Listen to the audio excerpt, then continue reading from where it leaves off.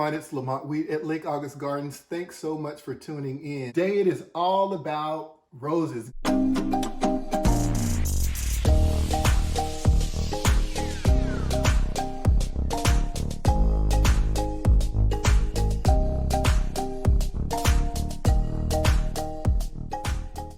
Today I'm going to be doing a little bit of cleanup outside in some of the rose gardens. I'm planting about 5 different rose gardens, but there is a small intimate rose garden that I will be cleaning up and adding 1 more rose. I'll also be collecting some seeds from a beautiful vine that I cannot wait to let you guys know about, that I think you'll love in your garden as well. And then I have some seeds here. I've just been going through various seeds of what I might plant. I have some nasturtiums, and everyone loves butterfly gardens. So I have a few packets of seeds that I'm considering. Also, dahlias work and pair really well with roses, so I'm considering integrating some of those into the rose garden. Anyway, it has been beautiful. Our temperatures are in the 70s now. We are still in winter, but we're late winter. But today we're just going to be out taking advantage of the sun and getting those roses cleaned up. I think I have 3 rose bushes and 2 of they call them hybrid tea roses. So I'll be pruning some of those roses back, and I'll be incorporating 1 more rose.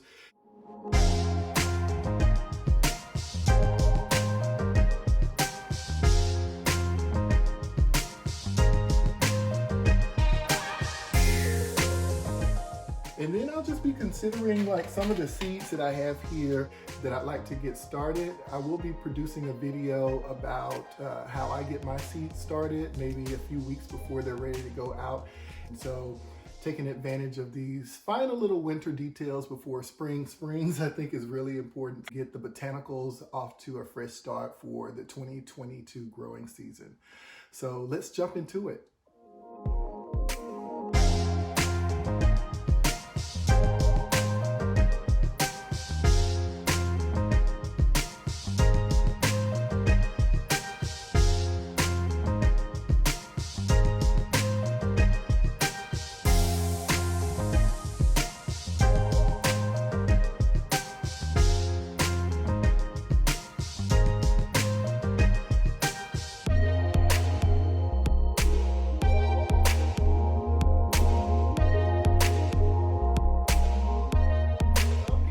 Their roses up in January, but here in our zone 8, you can actually get it done in February before those buds start pushing out new growth, some of the old debris from last year out, and just get it trimmed down to a few stems so that you can really focus that energy to get nice beautiful blooms.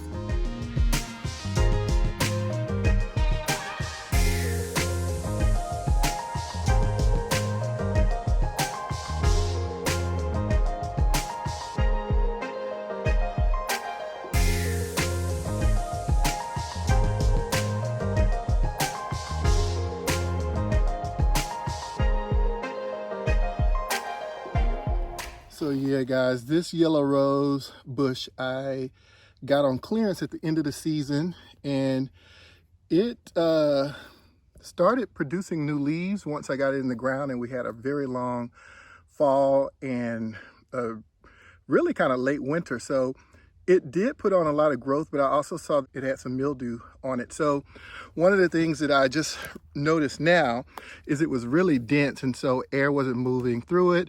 And most of you who grow roses know that roses like good drainage, and they also like good airflow. If they don't, that does create the mildew on the leaves. So I cut this one back quite a bit. I probably could take a little bit more out of the center, but I'll just keep an eye on it to make sure we don't get any of the mildew and keep it fed. But I think it's going to look good. So that's a yellow bush rose. And this is a red bush rose that I've cleaned up that was just picked up at a market. And I think there's like actually 4 plants in there, but this one does amazing. So I can't wait to see what it's going to do. This will be the 2nd year for it in the ground. Next, I'm going to move to a tea rose, which buck chewed and ate up. So I thought it was going to die, but it did send out 1 new growth there on the side. So I'm going to clean it up and feed it, and hopefully we can get some more stalks to grow on it.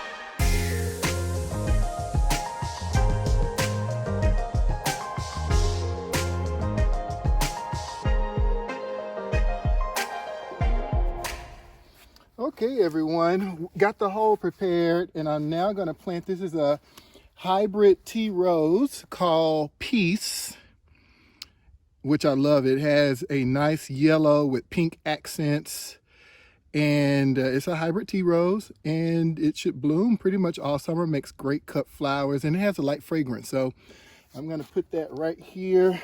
I have prepared the hole. I put some compost in it as well, just to help with the nutrients and drainage.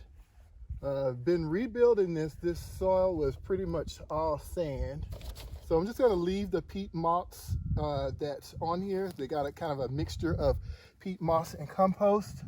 And I'm just going to put that rose in there straight up like that. I'm going to plant it level to where the soil was. And I'm going to add in a little bit more of this black, rich, organic compost.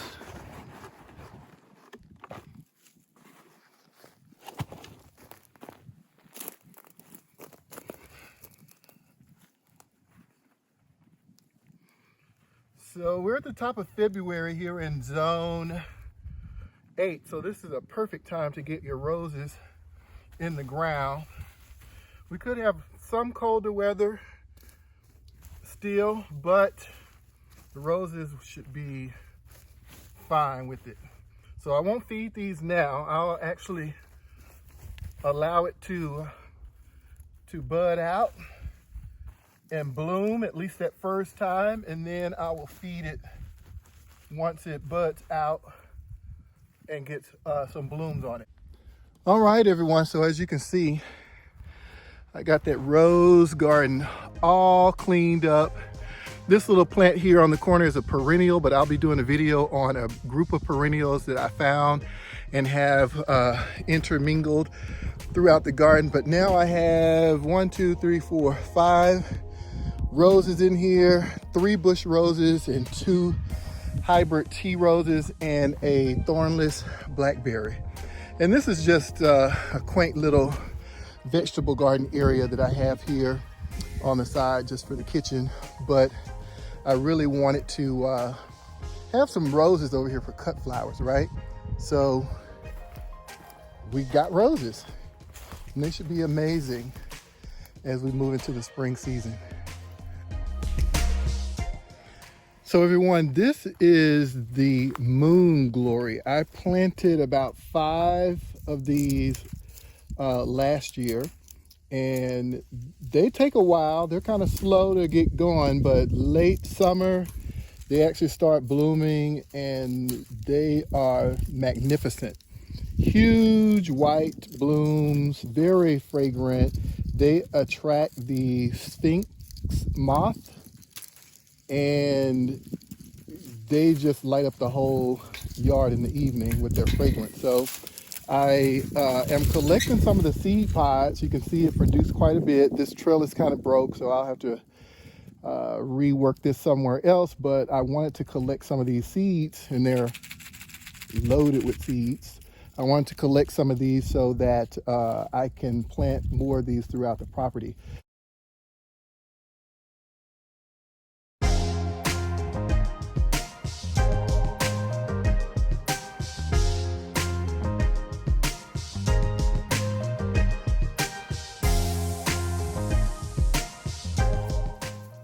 All right, everyone, I've just about gotten all of the seed collected from just this one plant. This was one plant that just overtook this trellis. So you can see from one plant, I collected this pod of seeds that I'll go through and take them out of the pods. There's about 4 seeds per pod, but this is a really nice yield for a vine that I am growing to love. Don't you just love gardening? Now, if you haven't already, please subscribe and click the bell for notifications of future videos that we'll be uploading. Oh, real quick, don't forget, when you get new plants in the ground, it's always important to give them a good soak. That way the soil can settle around those roots and get them all happy in their new home. A happy 2022 growing season, and I cannot wait to see what you guys are doing in your gardens as well. So please leave your comments in our comment section so we know who you are, and if you have a channel, we'd like to check it out as well. We hope that you have been enjoying our videos. We are getting the knack of it, but we certainly do want to continue to provide information about how we are developing the gardens here, and hopefully some of the things that we are doing will inspire you in your own garden. Thanks everyone for tuning in to Lake August Gardens. We'll see you in the next video.